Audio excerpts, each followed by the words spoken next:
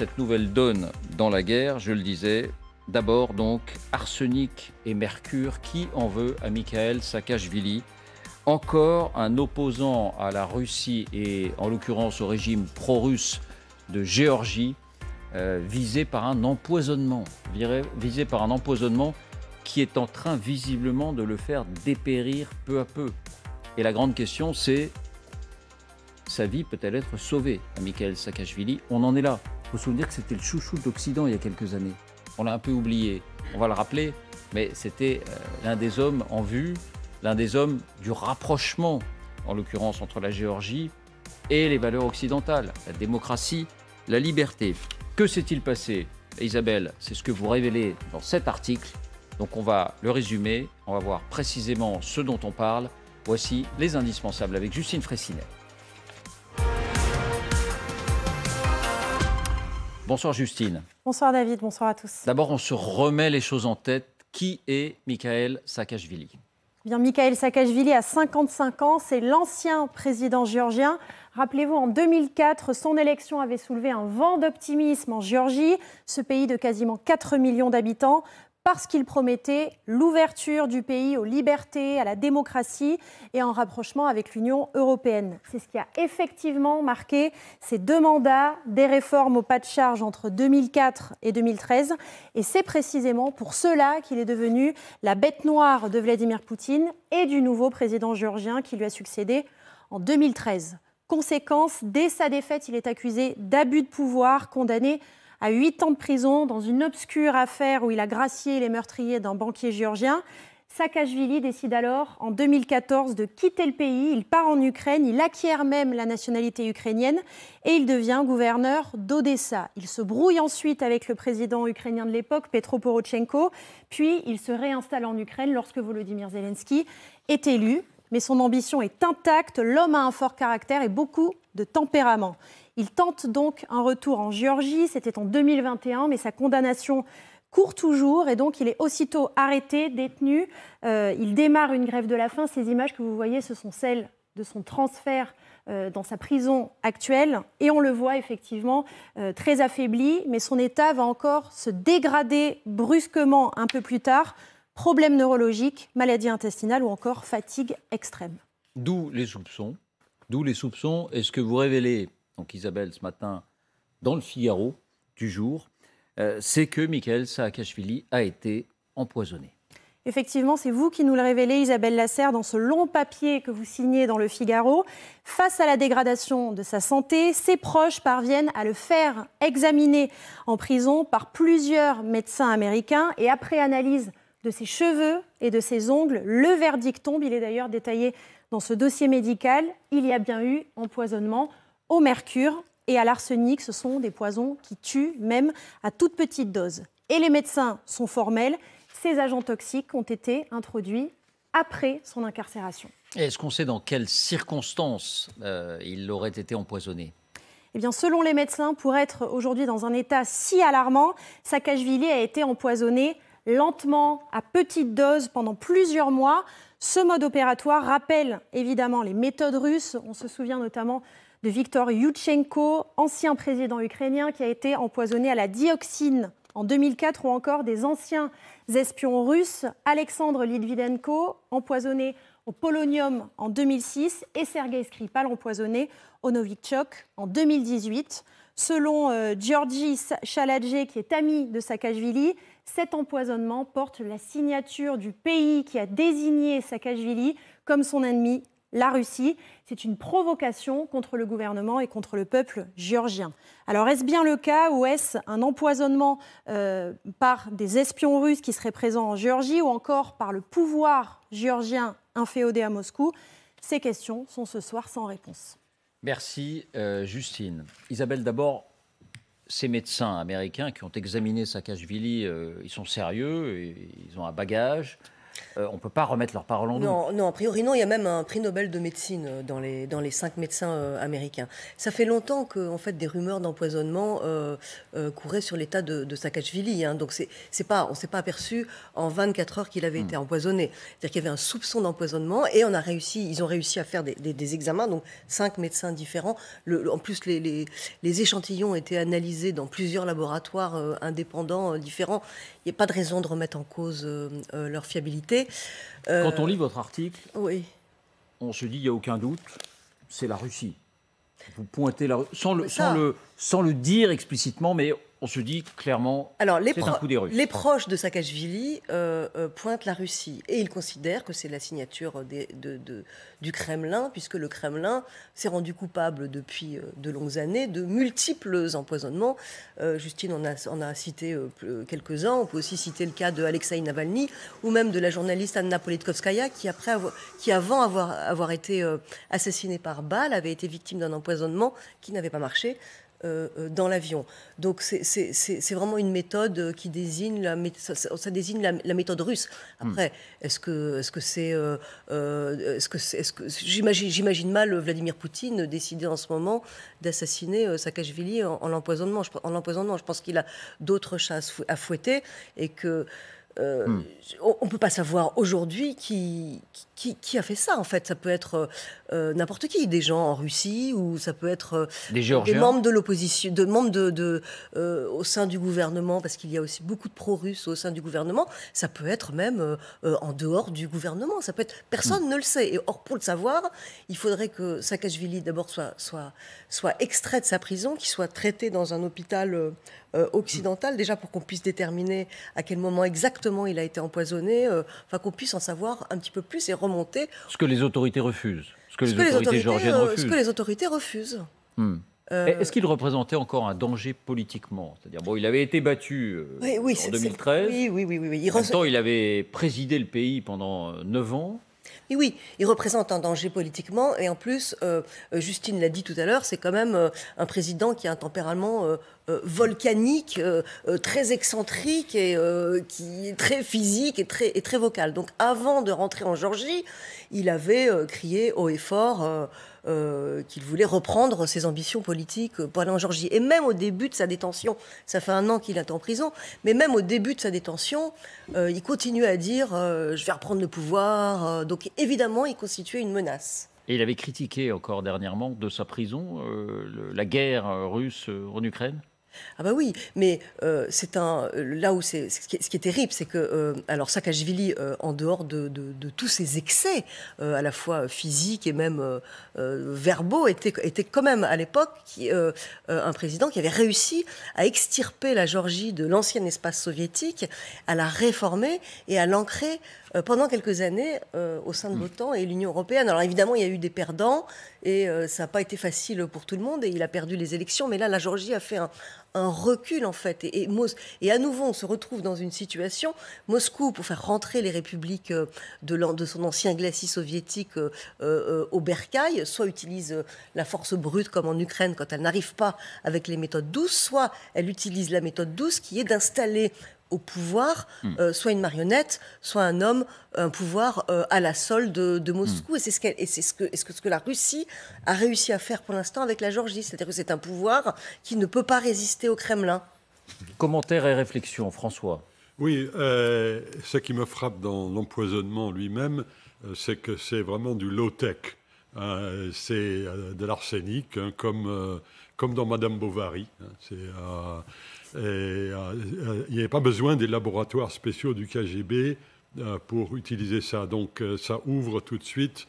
C'est pas un agent neurotoxique comme le Novichok. C'est pas comme le Novichok. Ce n'est pas même la dioxine de M. Yushchenko et ainsi de suite. Là, on est dans un empoisonnement comme il s'en est produit, y compris en France, au fil des décennies. Pas récemment, quand même. Non, mais dans les grandes affaires criminelles des années 20 ou des années 30. J'allais dire, c'est relativement facile de le procurer et de le doser. Donc il n'y a pas forcément de plan ourdi de tout en haut. C'est ça que vous voulez dire. Lorsque M. Navalny est empoisonné au Novichok, on sait que ce sont les moyens de l'État russe qui ont dû être mobilisés pour ce faire, parce que personne d'autre n'a du Novichok et sait utiliser le Novichok. L'arsenic et vieille dentelle, si je puis dire, ça élargit encore une fois le champ des possibles. Ça ne dédouane pas en soi les Russes, parce qu'effectivement l'empoisonnement est un mode d'élimination des adversaires largement pratiqué par le pouvoir russe. Mais comme Isabelle, je serais prudent quant à l'attribution. Christophe. Oui, moi je pense comme François Hesbourg, c'est-à-dire que c'est un tel... Ancien directeur du renseignement militaire, je le rappelle. Oui, mais quand on voit arsenic et mercure, on se dit qu'effectivement c'est facile d'en obtenir. C'est pas du tout un poison élaboré, même s'il a fallu une petite élaboration. Et donc effectivement c'est difficile de déterminer qui a pu le faire. Évidemment, tout désigne les Russes, mais est-ce que c'est pas simplement l'opposition politique géorgienne, l'actuel gouvernement géorgien, puisque c'est quand même une manière de faire, j'allais dire, assez soviétique au sens large. Donc en fait, que des pays comme la Géorgie utilisent ce moyen pour faire disparaître des opposants, ça reste une possibilité, en effet. C'est ça. En soi, dire que c'est Moscou, dire que c'est Tbilissi, on n'est pas capable de le faire pour le moment. Claude Blanche-Maison. Oui, enfin, Saakachvili a gouverné la Géorgie pendant plus d'une dizaine d'années et évidemment son nom correspond aussi, cette période correspond aussi à la première opération militaire de Poutine à l'extérieur de la Russie, lorsque les Ossètes du Sud l'ont appelé au secours et qu'il a fait entrer les chars en Géorgie, probablement en direction de Tbilissi, avec probablement également à l'époque l'idée de faire sauter le gouvernement pour mettre un gouvernement à sa dévotion. Et on a pu négocier un cessez-le-feu dans lequel d'ailleurs le président de la République française a joué un rôle clé. Il était en même temps président de l'Union européenne à l'époque. Mais ce cessez-le-feu a rangé finalement l'armée russe parce que déjà elle ne fonctionnait pas. Je crois qu'il y avait des chars qui déchenillaient, que les commandants de régiments communiquaient avec leurs portables parce que rien ne fonctionnait. Donc finalement, ça les a plutôt arrangés. Et un mois plus tard, l'Abkhazie et l'Ossétie du Sud, les deux enclaves qui se déclaraient pro-russes, ont déclaré leur indépendance. Et Medvedev, le président soi-disant libéral et pro-occidental de l'époque, a reconnu immédiatement cette indépendance pour compliquer le sujet et rendre le sujet totalement insoluble. On peut comparer, est-ce que c'est une erreur de comparer le sort de ces deux provinces un peu à ce qui se passe dans le Donbass pour l'Ukraine, c'est-à-dire il y avait des minorités russes importantes, elles ont appelé au secours le grand frère russe qui est intervenu militairement. Et depuis, il y a une sorte, le territoire géorgien est amputé d'un quart ou d'un tiers, je crois. Il y a une analogie, en effet, il y a une analogie, et probablement que Poutine, qui est un homme de ressentiment, a un certain ressentiment vis-à-vis de cet homme politique de qui a gouverné la Géorgie pendant plus de 10 ans, et qui, s'il n'y avait pas eu d'intervention russe, en effet, aurait peut-être récupéré l'Ossétie du Sud, puisque c'était son idée, c'était de restaurer l'intégrité territoriale de son pays, donc de récupérer l'Ossétie du Sud et l'Abkhazie. Ça n'a pas été possible, et depuis on a deux conflits gelés, et ça fait en effet un peu penser aux États autoproclamés qui existent dans le Donbass. Alors ce qui est saisissant quand même, Isabelle, c'est le courage de Saakachvili quand même s'il est porté par son ambition. Il revient en Géorgie avec l'espoir de reprendre le pouvoir. Enfin, il sait qu'il a 9 chances sur 10 d'être jeté en prison et qu'il a beaucoup de chances aussi, en prison, de connaître ce que beaucoup d'autres ont connu, c'est-à-dire une mort lente, maltraité, parce qu'il n'y a pas eu que l'empoisonnement, il a été maltraité, placé dans des cellules où la lumière ne s'éteint jamais, j'en passe, et des meilleurs. Enfin, de risquer sa vie. Oui, je pense que chez Saakachvili, c'est vraiment l'amour du pouvoir. Hein. Il y a un parallèle étonnant à établir entre Mikhail Saakachvili et Alexeï Navalny. Il a fait exactement la même chose, Alexeï Navalny. Il est revenu en Russie, sachant qu'il allait être arrêté. Et aujourd'hui, il croupit dans les geôles russes pour, je ne sais plus s'il y a eu 8 ans ou 10 ans.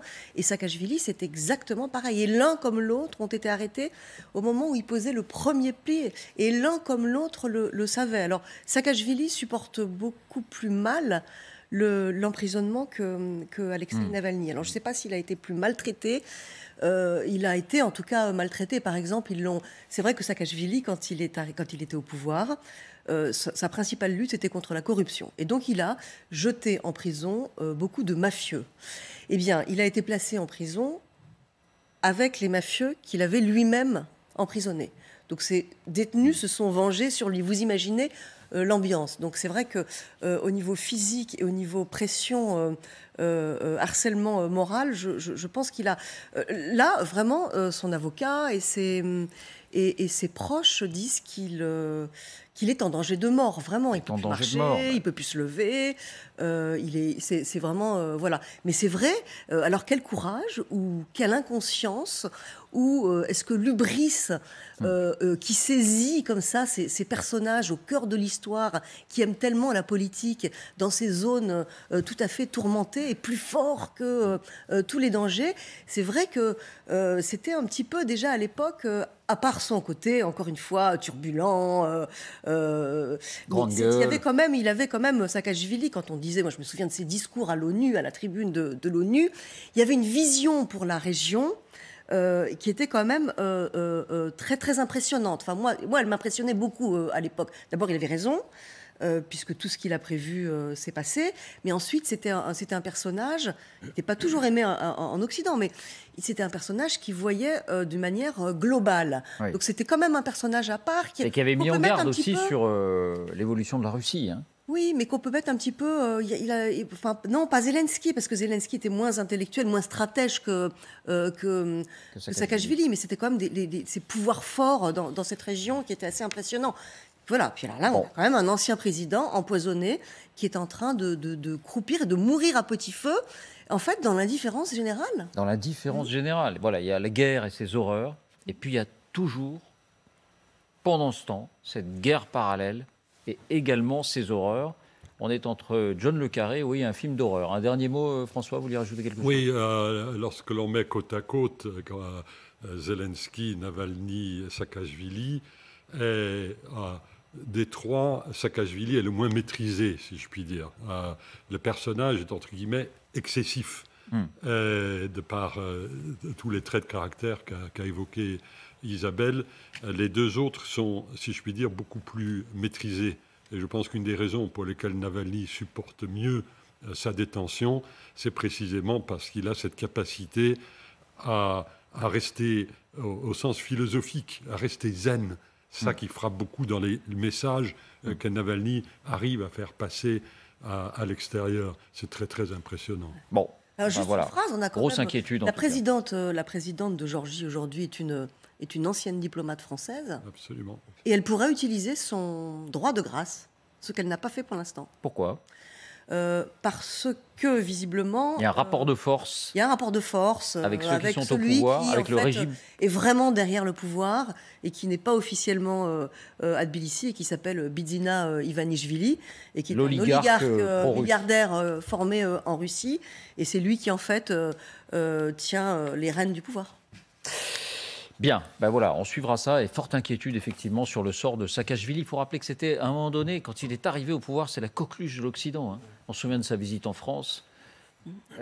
Nicolas Sarkozy était président, je crois. Il a été élu en 2004, Nicolas Sarkozy 3 ans plus tard. Mais bref, on se l'arrachait d'une certaine manière. Quel destin!